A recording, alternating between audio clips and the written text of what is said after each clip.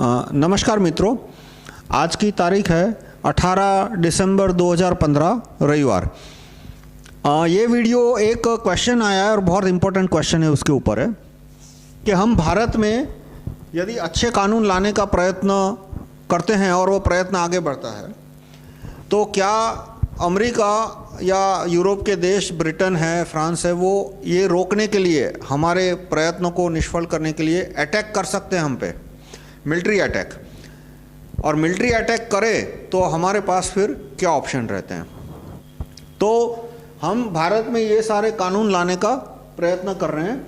Right to recall district police chief, right to recall district education officer, right to recall supreme court जज, high court जज, lower court जज, right to recall PM, right to recall प्रधानमंत्री, CM, MP, MLA, mayor, और फिर jury system, supreme court में, high court में और lower court में jury system, multi election, TCP.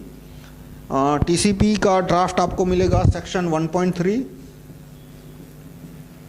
Section 1.3, और इस ये बुक में आपको मिलेगा http rahulmehta.com/301.htm। मैं रिपीट करता हूँ, rahulmehta.com/301.htm। तो और जीएसटी, वैट, ये सारे कानून हटा देने हैं, उसकी जगह वेल्थ टैक्स लाना है, इनकम टैक्स रहेगा, स्ट्रीमलाइन होगा। तो मैं और काफ़ी सारे लोग मानते हैं कि ये सारे कानून के आने से भारत की शक्ति बहुत बढ़ जाएगी। तो जाहिर है ये सारे कानून लाने का प्रयत्न करेंगे तो क्या हमें अमेरिका तोड़ने का प्रयत्न कर सकता है। जैसे भारत ने पोखरान 1 किया 1997-98 में, वाजपेयी ने एक ही अच्छा काम किया पूरे 6 साल में। पोखरान 2 का जो बम एटॉमिक एक्सप्लोजन किया तो तुरंत अमेरिका ने पाकिस्तान को सैनिक मदद दी और पाकिस्तान ने हम पे कारगिल अटैक किया। और यदि बाद में अमेरिका ने हमें लेसर गाइडेड बम नहीं दिलाए होते, अमेरिका ने फ्रांस को कहा कि भारत को लेसर गाइडेड बम दो, तो हम कारगिल का युद्ध हार जाते। मैं फिर से बोलता हूँ, हम कारगिल का युद्ध हार जाते। बीजेपी की जो उसके बाद में 182-183 सीट आई, उसकी बजाय 90 सीट भी नहीं आती। ये सारा मैंने अपने कारगिल के वीडियो में एक्सप्लेन किया है। आप ये यूट्यूब चैनल पे आपको कारगिल का वीडियो मिलेगा कि कैसे कारगिल का युद्ध पाकिस्तान हार गया, भारत भी हार गया और अमेरिका जीत गया, वो भी एक भी डायरेक्ट बंदूक की गोली चलाया बिना। तो ये सारे कानून का लाने का प्रयत्न करेंगे तो क्या अमेरिका हम पर हमला करेगा, और यदि हमला करता है तो क्या ऑप्शन है, और हमला न करे ऐसी परिस्थिति हमें खड़ी करनी चाहिए कि प्रॉब्लम आए ही नहीं, तो उसके लिए हम क्या कर सकते हैं। तो पहले तो 99% यदि अमेरिका हम पे हमला करेगा तो वो पाकिस्तान के थ्रू करेगा, बांग्लादेश के थ्रू करेगा, डायरेक्टली नहीं करेगा। डायरेक्टली भी कर सकता है, जैसे अफगानिस्तान पे उसने डायरेक्टली किया, वैसे डायरेक्टली भी कर सकता है, लेकिन पहली पॉसिबिलिटी है कि वो हम पे पाकिस्तान के थ्रू करेगा, बांग्लादेश पे थ्रू करेगा। दूसरा, अमेरिका पे हमला करना हो, अमेरिका को भारत पे हमला करना हो तो डायरेक्टली करना हो तो उसे अमेरिका की प्रजा को पहले कन्विंस करना पड़ेगा कि भारत पे हमला करना ज़रूरी है। जैसे 9/11 हुआ या 9/11 अमेरिका की इलीट ने करवाया, जो भी हो, वो एक पूरा अलग मुद्दा हो जाएगा। पर 9/11 नहीं होता तो अमेरिका की सेना के लिए बहुत मुश्किल था कि वो अफ़गानिस्तान पर हमला करे। इसी तरह से सदाम हुसैन ने कुवैत पे अटैक किया।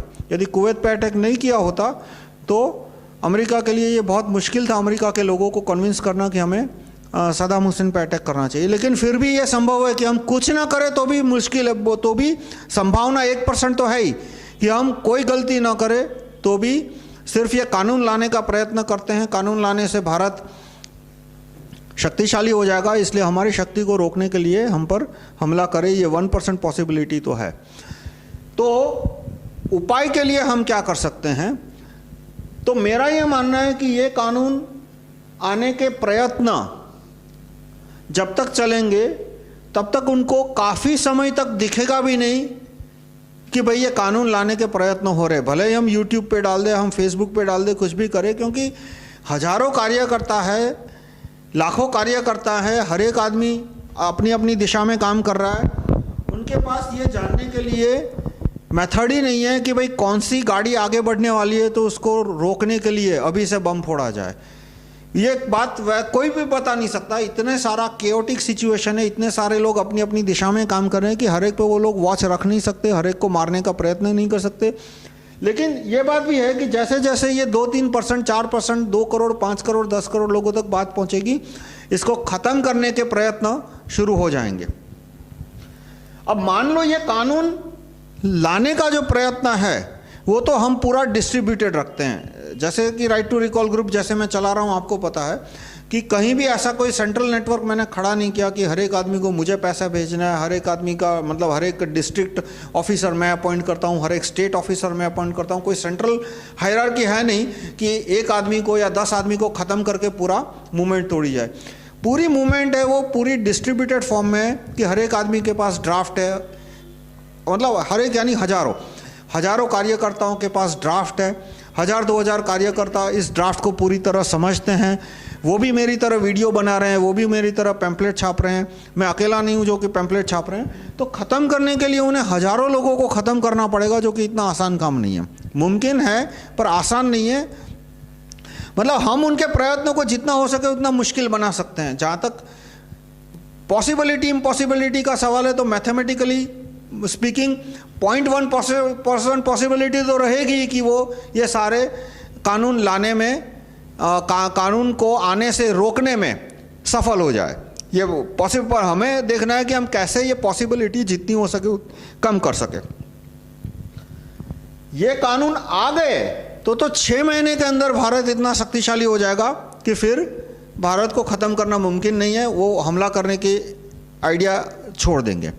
लेकिन कुछ लोगों का मानना है कि भाई ये कानून आने के बाद भारत शक्तिशाली हो जाएगा, लेकिन शक्तिशाली होने में 5 साल 10 साल लगेंगे।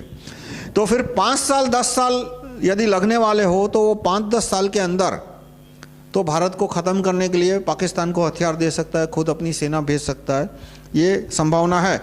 तो उसके लिए फिर क्या काउंटर मेजर हम ले सकते हैं? तो सबसे पहले तो ये कानून के साथ साथ हमें प्रचार करना चाहिए वेपनाइजेशन ऑफ कॉमन्स।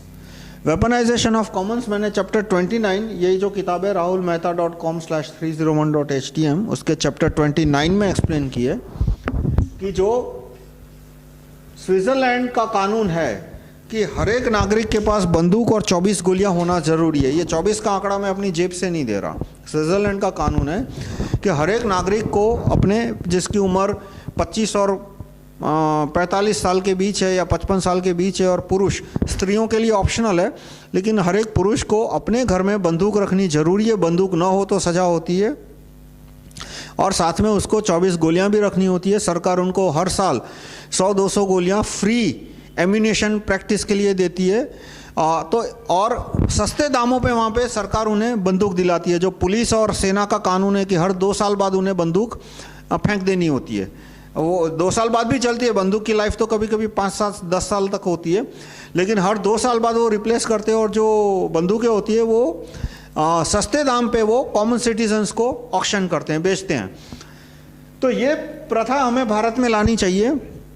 इसके ऊपर मेरा वीडियो है। हम सोचेंगे कि भाई इससे वायलेंस बढ़ेगी, भाई ऐसा कुछ नहीं है। अमेरिका में जो वायलेंस है वो गन्स की वजह से नहीं है, वो ड्रग्स पे जो बैन डाला है उसकी वजह से। ड्रग्स पे जो बैन डाला उसकी वजह से ये गैंग वॉर और ये सब बढ़ गया है, गरीबों की गरीबी और बढ़ गई है, और ये सब गन रिलेटेड वायलेंस बढ़ गई है। लेकिन स्विट्ज़रलैंड में जहाँ पर एक आदमी के घर में बंदूक है, वहाँ पे मर्डर रेट इंडिया से कम है। और हो सकता है कि थोड़ा बहुत मर्डर रेट बढ़ जाए। अभी मान लो है, कानून सुधरेगा, जूरी सिस्टम वगैरह से मर्डर रेट कम हो जाएगा, लेकिन बंदूक आएगी तो मर्डर रेट थोड़ा बढ़ जाएगा। पर वो कितना बढ़ेगा? हम मान लो कि हर साल 1 लाख लोग मरने लगे, लेकिन यदि बंदूक नहीं होगी तो जिस दिन पाकिस्तान की, अमेरिका से की सेना मद्रास तक, कलकत्ता तक आ जाएगी, तब करोड़ों मर जाएंगे। 125 करोड़ के देश में 10-15 करोड़ मर जाएंगे, और बाकी सब एकदम बदहाली में जिएंगे। किस तरह की बदहाली में कि 1947 में जब पार्टीशन हुआ था तो 4 करोड़ भारतीयों को भागना पड़ा था बांग्लादेश में से, और भारत में से 2 करोड़ के आसपास भारतीयों को भागना पड़ा था।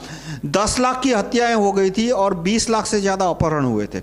ये परिस्थिति होती है जिस प्रजा के पास हथियार ना हो तो उसके सामने यदि हथियारों के आने की वजह से यदि 50,000 1 लाख लोग हर साल मर्डर में मरने लगे तो it's a small cost to pay. And there is no alternative, मतलब इसका कोई उपाय नहीं है। आप सोचो कि भाई पूरी दुनिया शरीफ हो जाएगी, पाकिस्तान हम पर कभी हमला नहीं करेगा, अमेरिका कभी पाकिस्तान को हथियार नहीं देगा, चीन कभी पाकिस्तान को हथियार नहीं देगा, इसलिए हमें हथियारों की ज़रूरत नहीं है। ये सब कहने में सुनने में अच्छी बातें लगती है, खुश करने की बातें होती है, लेकिन 1947 में जो भारतीयों की हालत हुई थी पाकिस्तान में, बांग्लादेशियों में, उसका आप स्टडी कर लो, उसका 10 गुना ज़्यादा बड़े पैमाने पे पुनरावर्तन हो सकता है यदि बंदूक नहीं है हर एक भारतीय के पास। तो हर एक भारतीय के पास बंदूक आने के बाद जो भी देश हम पे हमला करेगा उसकी इफेक्टिवनेस बहुत कम हो जाएगी। फिर वो देश अमेरिका हो या पाकिस्तान हो या बांग्लादेश हो, कोई भी देश यदि हम पे हमला करेगा उसकी इफेक्टिवनेस कम हो जाएगी कि हर एक आदमी के पास बंदूक होगी तो पाकिस्तान अधिक से अधिक कश्मीर जीत पाएगा, उससे आगे नहीं बढ़ पाएगा। क्योंकि बाद में कश्मीर में तो पहाड़ी इलाका है, आबादी कम है और वहाँ पे बहुत सारे लोग शायद पाकिस्तान को मदद करना शुरू कर दे, तो हो सकता है कि वहाँ पे कश्मीर हार जाए, लेकिन उसके बाद जो इलाके हैं वहाँ तो बड़ी संख्या में लोग हैं, पॉपुलेशन डेंसिटी काफ़ी ज़्यादा है। इसी तरह से चीन हम पर हमला करता है तो हो सकता है, और हर एक भारतीय के पास बंदूक है, तो हो सकता है अरुणाचल प्रदेश हार जाए, लेकिन आसाम और जो नीचे के प्रदेश है वो हम नहीं हारेंगे, क्योंकि वहाँ इतने सारे लोग हैं और चाइना की सेना आएगी तो मुँह की खाएगी। मैं आपको एक सादा सा एग्जांपल देता हूँ कि अफगानिस्तान की आबादी कितनी है, 3 करोड़। वहाँ हर एक आदमी के पास बंदूक है, तो अमेरिका नहीं जीत पाया। इतना सारा पैसा उन्होंने खर्चा, इतना सारा सेना लगाई, तो भी अमेरिका अफगानिस्तान को पूरी तरह नहीं हरा पाया। लाखों की संख्या में अमेरिका के सैनिक थे वहाँ पे। उसके मुकाबले आप 1938 का भारत देखो। 1938 का जो भारत था, 40 करोड़ की आबादी, भारत, पाकिस्तान, बांग्लादेश, नेपाल, भूटान, ये सारा प्रदेश को मिला लिया जाए तो 40 करोड़ की आबादी। और अंग्रेज कितने थे? सिर्फ 1,20,000। और 1,20,000 में से 40,000 तो प्योर सिविलियन थे, प्रोफेसर है, डॉक्टर है। बंदूक रखने वाले अंग्रेज कितने थे? सिर्फ 80,000। यानी सिर्फ 80,000 अंग्रेज बंदूक रखने वाले, बाकी 40,000 सिविलियन और उनके फैमिली मेंबर, और वो सब मिला लो तो भी कुछ होंगे 2 लाख से कम। उनके बीवियां और थोड़े बहुत जो उनके बच्चे थे वगैरह सब मिला लो तो भी सब मिला के 2 लाख से कम थे। तो सिर्फ 80,000 बंदूक वाले अंग्रेज, उन्होंने 40 करोड़ के देश को इसलिए कंट्रोल किया था कि 40 करोड़ जो भारतीय नागरिक थे उनके पास हथियार ही नहीं थे। वो बात अफगानिस्तान में नहीं हुई। अफगानिस्तान में हर एक नागरिक के पास बंदूक थी और इसलिए अमेरिका की सेना उन्हें पूरी तरह ख़त्म नहीं कर पाई। फिर और भी कुछ कनेक्शन रीज़न है, जैसे कि अफगानिस्तान टिक गया, उसका सबसे बड़ा कारण था कि उसका बॉर्डर तुर्कमेनिस्तान से साथ है, ईरान के साथ है, तो ईरान से उनको बड़ी पैमाने पे हथियार आते रहे और ये तुर्कमेनिस्तान के द्वारा चाइना उनको हथियार भेजता रहा और इसलिए वो बच पाए। यदि ये ईरान और चाइना उन्हें हथियार नहीं भेज पाते तो अफगानिस्तान भी ख़त्म हो जाता। लेकिन हम बड़े पैमाने पे बंदूक दे और बड़े पैमाने पे बंदूक और कारतूस बनाने की फैक्ट्रियाँ इंडिया में डाले। ये वेपनाइजेशन ऑफ कॉमन्स में दोनों आ गया। मेरी ये प्रपोजल नहीं है कि चाइना से बंदूक इंपोर्ट करके एक एक भारतीय को दो, और या तो मेक इन इंडिया जैसे झूठे ठप्पे मार दो कि अमेरिका आके भारत में बंदूक बनाने की कारखाने डालता है और उसमें मेड इन इंडिया का ठप्पा मार दिया। ऐसा फेक मेक इन इंडिया नहीं बोल रहा मैं। भारत के नागरिक भारत के अंदर बंदूक बनाए, भारत के नागरिक भारत के अंदर गोलियां बनाए और हर प्रकार की बंदूक, और भारत के हर एक नागरिक के पास बंदूक हो, तो फिर कोई विदेशी ताकत हम पे हमला करने की सोचेगा ही नहीं। अब लेकिन उसके बावजूद भी यदि ये प्रयत्न चलते हैं तो अब सेकंड राउंड में हम क्या कर सकते हैं? पहले हमें वहां पे कोई हमला करने की कोशिश नहीं करनी चाहिए, जैसे कि 9/11 के तरह। चाहे तो हम कर सकते हैं लेकिन नहीं करना चाहिए, सोचना भी नहीं चाहिए। क्योंकि हमने यदि अमेरिका के अंदर किसी भी प्रकार की हिंसा की कोशिश की तो वहाँ के जो धनिक है उनका काम वहाँ की प्रजा को ये कन्विंस करना कि भाई हमें भारत को ख़त्म कर देना चाहिए, वो काम उनका और आसान हो गया। क्योंकि अमेरिका के अंदर भी 2 अलग अलग हिस्से हैं। वहाँ के धनिक चाहते हैं कि पूरी दुनिया को दबा दिया जाए, जबकि वहाँ के लोग में ऐसी कोई ख्वाहिश नहीं है कि पूरी दुनिया को दबा दिया जाए। वो सोचते हैं कि भाई हमें कोई दबा ना सके, हमारी ज़िंदगी आराम से मतलब शांति से निकलनी चाहिए। उन्हें दूसरे देशों की प्रगति रोकने में या दूसरे देशों को दबाने में या दूसरे देशों को ख़त्म करने में इंटरेस्ट नहीं है। लेकिन हम यदि या भारत के कोई आदमी वहाँ पे हमला करते हैं तो वहाँ के लोग कन्विंस हो जाएंगे कि भाई हमें भी भारत को ख़त्म करना चाहिए। इसलिए किसी भी हालत में हमें 9/11 जैसी बात सोचनी भी नहीं चाहिए, इन सब चीज़ों से दूर रहना चाहिए। लेकिन जो काम 100% नॉन वायलेंस से हो सकता है और जो बात सच भी है उसका प्रचार बढ़ा देना चाहिए। कौन सी बात का? कि अमेरिका के अंदर वहाँ पे जो अफ्रीकन अमेरिकन्स है और जो हिस्पैनिक है, स्पेनिश, और कुछ गोरे भी, वो गरीब है। तो हमें उनके गरीबों के कारण के बारे में उन्हें इंफॉर्मेशन देनी शुरू करनी चाहिए। तो उनकी गरीबी का सबसे बड़ा कारण क्या है? इमिग्रेशन। बाहर के देशों से जो इमिग्रेंट आते हैं उनकी वजह से वहाँ पे लोगों की गरीबी बढ़ी है। जैसे वहाँ पे एक ज़माने में जो लेबर था, फार्म में काम करने वाला, उसको घंटे के $3 मिलते थे। अब जैसे ही बड़े पैमाने पे मैक्सिको से इलीगल इमिग्रेंट आने लगे, तो मैक्सिका के इलीगल इमिग्रेंट है, वो घंटे पे 50 सेंट पे, $1 पे काम करने शुरू किए, तो वो सारे लोगों को की सैलरी कम हो गई। तो अमेरिका में जो गरीब है, वो गरीब है, उसका सबसे बड़ा कारण है वहाँ का इलीगल इमिग्रेशन। तो हमें वहाँ के जितने भी गरीब है, काले, गोरे, स्पेनिश, जो भी है, उनको ये इन्फॉर्मेशन देनी चाहिए कि भाई तुम्हारा गरीबी का सबसे बड़ा कारण इमिग्रेशन है, इसलिए इमिग्रेशन को रोकने के लिए कानून लाओ। अब जैसे इमिग्रेशन रुकेगा, अमेरिका की सैनिक शक्ति कम हो जाएगी। इमिग्रेशन के रुकने से सैनिक शक्ति कैसे कम होगी? कि आज अमेरिका में जो बॉटम 10-15% जो इलीगल इमिग्रेंट है, बॉटम 2-3%, वहाँ के कुछ टोटल पॉपुलेशन का कुछ 2-3% पॉपुलेशन इलीगल इमिग्रेंट है, वो एकदम कम सैलरी पे काम करता है। दिन के $2, दिन के $4, दिन के $2। खेतों में तो वहाँ खाना पीना, और दिन के $4 पे वो लोग पूरे 8-8, 10-10 घंटे काम करते हैं। और उसकी वजह से अमेरिका का जो बॉटम 10% है, उसकी पूरी सैलरी कम हो गई है। जैसे ही इलीगल इमिग्रेशन कम होगा, तो बॉटम 10-20% जो अमेरिका का है, उसकी सैलरी बढ़ेगी। तो उसकी सैलरी बढ़ेगी तो अपने आप इलीट के पास जो सरप्लस वेल्थ है अमेरिका की इलीट के पास, वो कम हो जाएगी। तो अमेरिका का उससे इनकम टैक्स कलेक्शन है वो कम हो जाएगा, और अमेरिका का इनकम टैक्स कलेक्शन कम हो जाएगा तो अपने आप अमेरिका की सेना की ताकत कम हो जाएगी। अब पहले हमारा ध्यान होना चाहिए भारत के प्रॉब्लम सॉल्व करने पे। देखो, दुनिया में हर जगह प्रॉब्लम है, पाकिस्तान में है, बांग्लादेश में है, अमेरिका में है, हर जगह है। ना हमारी इतनी ताकत है, ना हमारी इतनी औकात है कि हम पूरी दुनिया के प्रॉब्लम सॉल्व कर सके। हम यदि भारत के प्रॉब्लम सॉल्व कर सके तो बहुत है।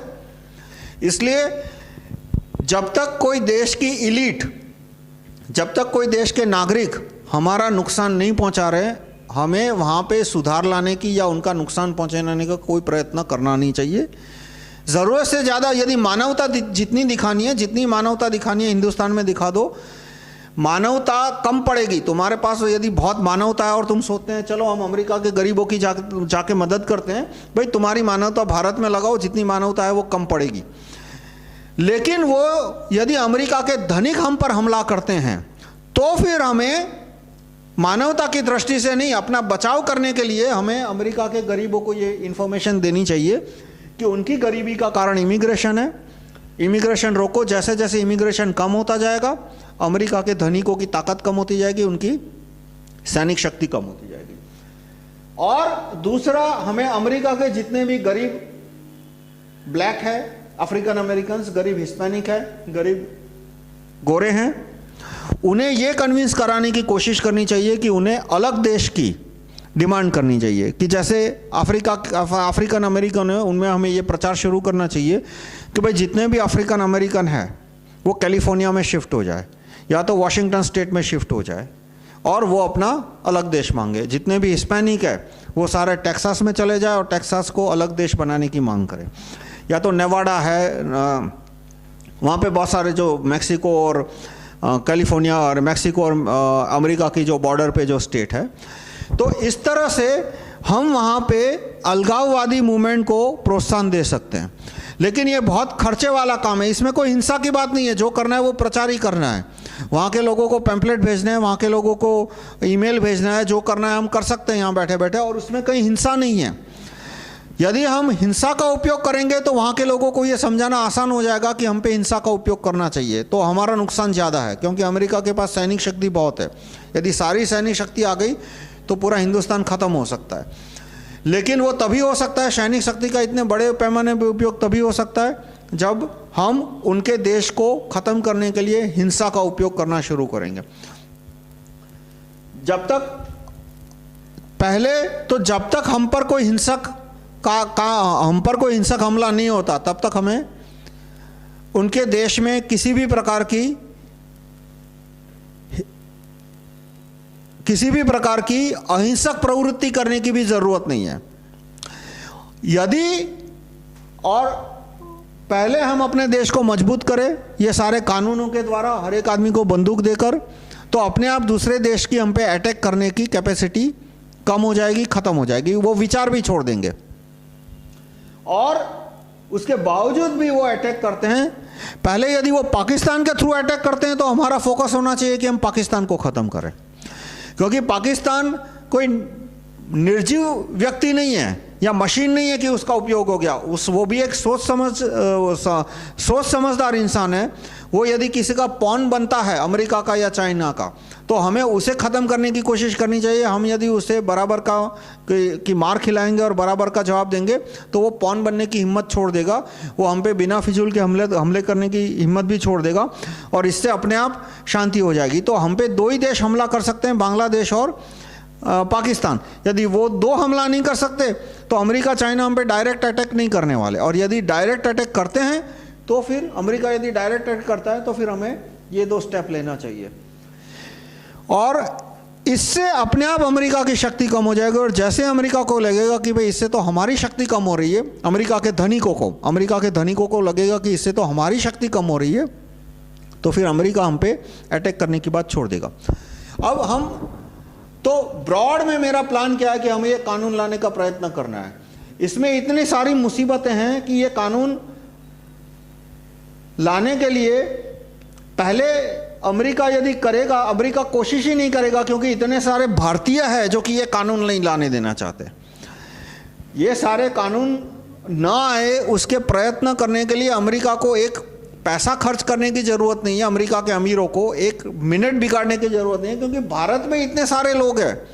आरएसएस के मोहन भागवत वगैरह नहीं चाहते ये कानून आए, नरेंद्र मोदी इस कानून का विरोध करते हैं, ये आम आदमी पार्टी के महात्मा अरविंद गांधी भी बोलते हैं आरटीआर एमपी एमएलए तक बात सीमित रखो, ये आरटीआर कॉर्पोरेटर का, इसका भी ड्राफ्ट अगले जन्म में देंगे, सुप्रीम कोर्ट जज और इन सब पे आरटीआर होना ही नहीं चाहिए। अरविंद गांधी ने ज्यूरी सिस्टम का भी विरोध किया है।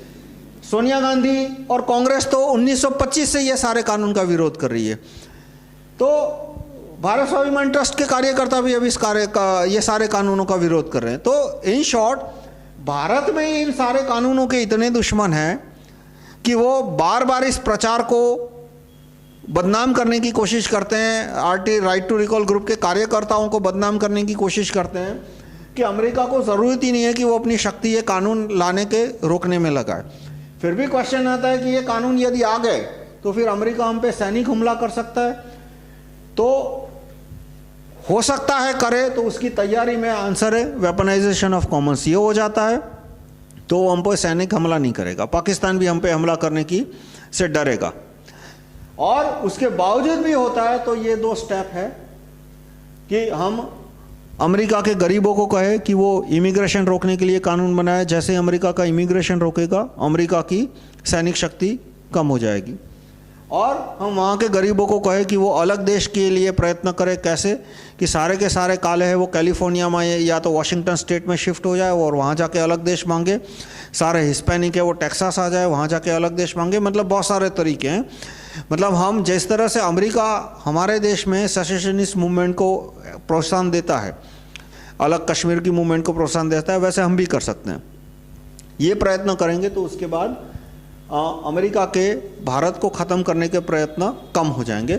लेकिन अंत में जो इंटरनेशनल पॉलिटिक्स है, तुम पिछले 5000 साल का देखो या 2000 साल का भी देख लो, तो किसी चीज़ की कोई गारंटी नहीं होती। हो सकता है हम प्रयत्न करें, हो सकता है देखो पूरे देश ऐसा नहीं है कि पहली बार दुनिया में कोई देश बनेगा या देश ख़त्म होगा। बहुत सारे देश ख़त्म हो चुके हैं। 2000 साल का इतिहास देखो तो या तो देश के हिस्से ख़त्म हो चुके हैं, जैसे जितने भारतीय पाकिस्तान में थे वो ख़त्म किस तरह से हो गए। 10 लाख लोग मर गए, बाकी सबको देश, 20 लाख का अपहरण हुआ, बाकी सबको देश छोड़ के भागना पड़ा। तो जो हिंदुस्तानी पाकिस्तान में थे वो ख़त्म हो गए, जो बांग्लादेशी जो भारतीय बांग्लादेश में थे वो भी ख़त्म हो गए। बांग्लादेश में हिंदुओं की आबादी थी 33%, ये 1931 का सेंसस बता रहा हूँ। आज उनकी आबादी है 7-8%, तो बाकी 25-26% ख़त्म हो गए।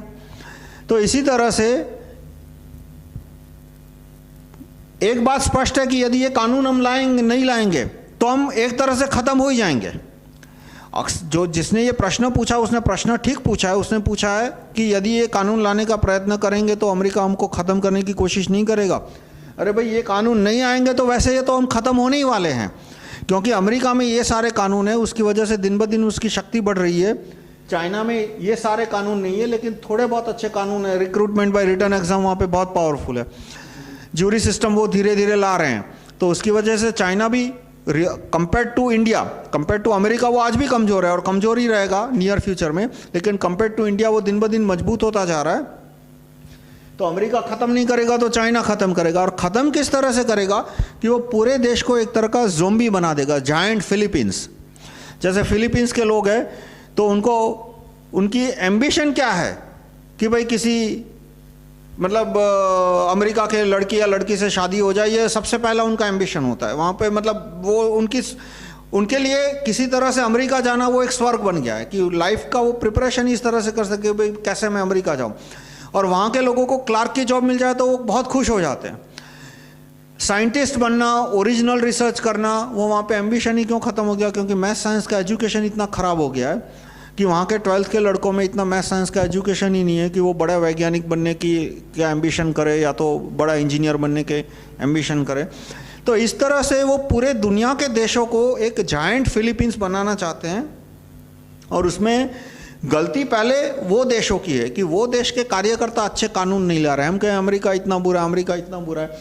अरे भाई, हमारे कार्यकर्ता ये कानून नहीं लाना चाहते तो उसमें उनकी क्या गलती है? वहाँ पे तो उनकी गलती है, वहाँ उसमें तो अमेरिका की गलती नहीं है ना। आज आरएसएस के कार्यकर्ता इस कानून का विरोध करते हैं, बीजेपी के कार्यकर्ता इस कानून का विरोध करते हैं, कांग्रेस के कार्यकर्ता इस कानून का विरोध करते हैं, आम आदमी पार्टी के सारे कार्यकर्ता, भारत स्वाभिमान ट्रस्ट के कार्यकर्ता बोलते हैं कि नहीं, राइट टू रिकॉल पीएम नहीं होना चाहिए, ज्यूरी सिस्टम नहीं होनी चाहिए।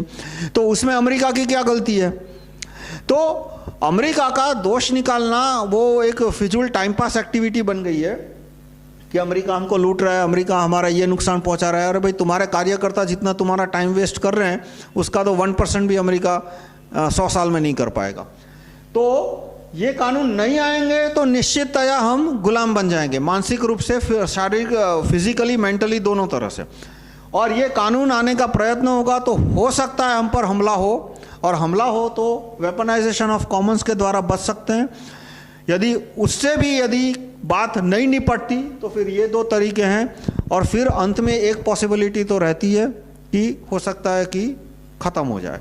तो फिर हमें डिसाइड करना है कि लड़ते हुए ख़त्म होना या बिना लड़े ख़त्म होना। नहीं लड़ेंगे तो भी ख़त्म तो होने ही वाले हैं, तो फिर हमें डिसाइड करना है कि लड़ते हुए ख़त्म होना या बिना लड़े हुए ख़त्म होना। और वो एक पर्सनल चॉइस है, उसमें कोई लॉजिक नहीं है, उसमें कोई मैथमेटिक्स नहीं है, उसमें सिर्फ एक पर्सनल चॉइस है। तो बस मैं आपको कहूँगा कि ये सारे कानूनों का प्रचार करो, और साथ में वेपनाइजेशन ऑफ कॉमन्स कि हर एक आदमी के पास बंदूक होनी चाहिए, इस कानून का भी प्रचार करो। धन्यवाद।